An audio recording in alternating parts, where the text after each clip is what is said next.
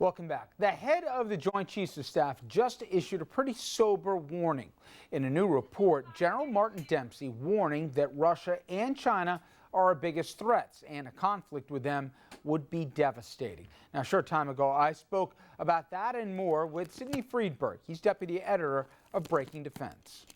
It didn't get a lot of press here, that last significant press conference that General Dempsey probably is going to make before he leaves, but there was, I thought, some notable acknowledgments in there as to where we are right now. First off, before we get into expectations that the public should have going forward, talk about when he said that the threat of war with another nation is growing. He didn't say imminent, but yet growing. What was the takeaway in the defense community?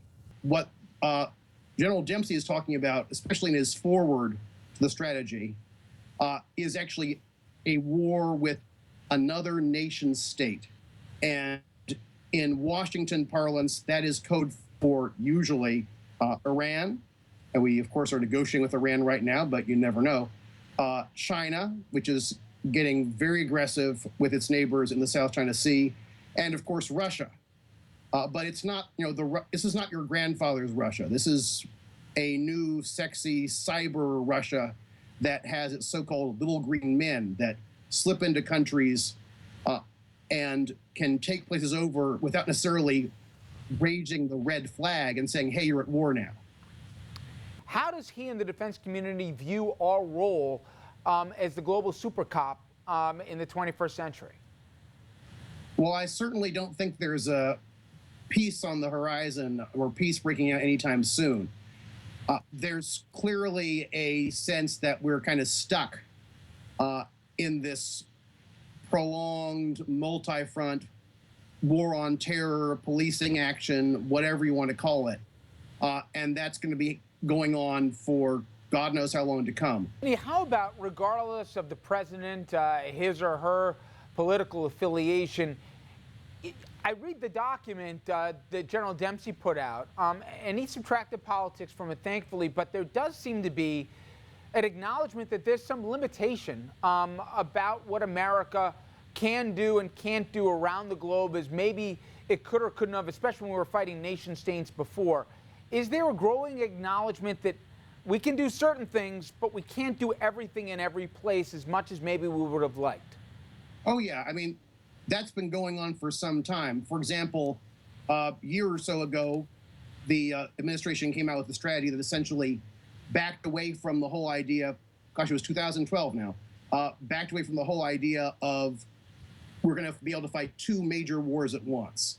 Now we talk about, well, we'll be able to fight one adversary in one part of the world, and then in another part of the world, we'll be able to sort of hold somebody in check long enough so we can deal with the first guy and get back to them. That's a major acknowledgement of our limitations in a conventional war. Likewise, the idea of nation building or democratizing countries by force has died a very messy death. At this point, we're sort of looking for stability where we can get it. Speak to some of the expectations America should have going forward as to who are the bad guys and who we're going to be fighting and what kind of wars we're going to be engaging them in. Well, gets very messy very fast. Just sort of point one. The chairman, General Dempsey, does talk about this being a more complex threat environment than he's ever seen in history. There are more different kinds of things out there going on at once. And they have a little diagram even of a spectrum all the way from terrorists and guerrilla fighters at the low end, although they're, of course, plenty high end when they're actually shooting at you or blowing up your Humvee, all the way to a major nation-state conflict. But one aspect that I think, from talking to experts that I know in the D.C. area, a lot of people with a lot of defense experience, there's this acknowledgement that there's this hybrid so-called threat, but there's not really, in this strategy at least, a lot of exploration of what that means.